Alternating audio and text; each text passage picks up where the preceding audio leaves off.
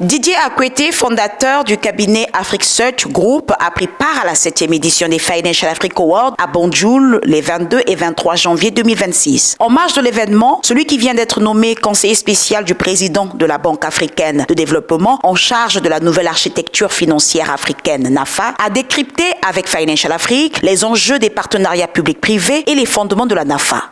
Alors, le thème est important parce que vous savez que le déficit en infrastructure est estimé, en tout cas en termes de financement, à plus de 400 milliards de dollars chaque année. Et comme les États n'ont pas la capacité de financer toutes ces infrastructures, que ce soit les routes, les hôpitaux, les ports, les water treatment, les structures de production d'eau, l'électricité, c'est important que ce soit le secteur privé qui apporte une partie de ce financement, puisque le secteur privé, par essence, peut mobiliser des ressources, peut construire ces infrastructures et peut se les rembourser par les États, ou alors lorsque ce sont par exemple des projets d'infrastructures qui sont payants, comme les autoroutes à péage, le secteur privé peut se faire rembourser à travers les péages. Donc c'est pour ça que c'est important aujourd'hui d'accélérer les projets en PPP compte tenu des besoins massifs d'infrastructures. Alors ces besoins sont en fait rendus encore plus importants et encore plus criards parce que la démographie africaine est en pleine évolution. Vous savez qu'on estime qu'on va passer à 2 milliards peut-être à horizon 2050, 2080. Donc ça veut dire que la pression sur les villes en Afrique va être de plus en plus importante. Ça veut dire qu'il faut construire des logements, il faut construire des routes, il faut aménager les villes, etc. Donc ça veut dire qu'aujourd'hui, l'accélération de ces infrastructures est rendue nécessaire par cette pression démographique et vous ne pouvez pas le faire, en tout cas vous pouvez difficilement le faire si vous n'emmenez pas le secteur privé dans le cadre de ces PPP, et c'est en ça que la thématique est importante.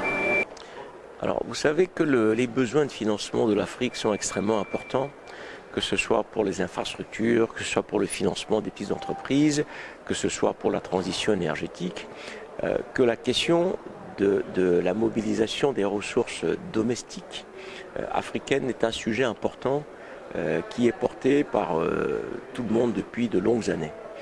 Et le nouveau président, donc Sidi Ould, le nouveau président de la Banque africaine de développement, a fait de la mobilisation des ressources domestiques africaines une priorité.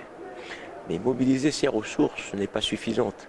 Et donc, dans l'architecture financière africaine, c'est comment vous faites travailler beaucoup plus les différents acteurs financiers africains, que ce soit les banques de développement, que ce soit les banques commerciales, les marchés de capitaux, les assureurs, les fonds de pension, les fonds de garantie, donc tous ces acteurs qui forment l'écosystème financier africain. Donc l'idée, c'est de mobiliser des ressources, donc beaucoup plus importantes en Afrique.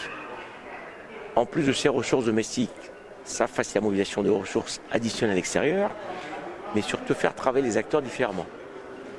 Donc dans l'architecture, vous avez 3 niveaux. Vous avez un niveau continental, un niveau régional et un niveau national. Mais dans le cadre de ces niveaux, vous allez pouvoir intégrer plus facilement les différents acteurs de l'écosystème en trouvant des mécanismes de substitution ou de subsidiarité et de complémentarité pour passer à l'échelle. Et en plus, dans la beauté de l'architecture financière, c'est que lorsque vous allez prêter à un acteur, lui, il peut aller mobiliser encore 2, et comme ça fait 3, et après les 3, vous pouvez faire 5, faire 10. Donc vous avez un effet multiplicateur quand vous avez les acteurs qui se mettent ensemble pour mobiliser les ressources. Et donc c'est un petit peu ça l'idée de la nouvelle architecture financière africaine. Oui, clairement, c'est cette architecture qu'on a décrite parce que la BAD, c'est la banque de l'Afrique, donc c'est la grande banque africaine. Et donc son rôle, justement, c'est d'accompagner les économies africaines, les États, le secteur privé, en agrégeant en fait les acteurs financiers, en les finançant également.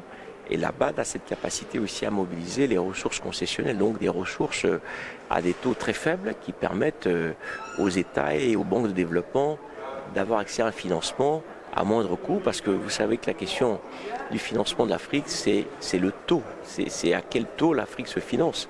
On considère que les points de base que l'Afrique paye pour son risque, qui est un risque perçu mais pas un risque réel, en fait obère la croissance et le développement de l'Afrique.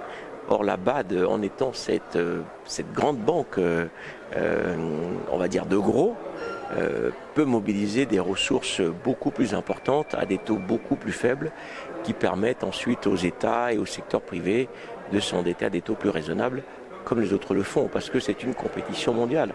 Lorsque vous êtes sur un gros projet, par exemple, on parlait de PPP, et que vous avez une entreprise européenne ou chinoise ou turque ou quelle qu'elle soit, qui vient bider pour ce projet, et qu'elle se finance par exemple à 2-3%, mais qu'une entreprise africaine se finance à 8, 9, 10%, vous voyez que vous avez déjà une distorsion de concurrence, parce que le financement de l'entreprise africaine ne lui permettra jamais d'être compétitive par rapport au financement d'une entreprise étrangère. Donc l'idée aussi, c'est d'arriver à rendre les entreprises africaines plus compétitives en leur donnant accès à des ressources à des taux également plus compétitifs.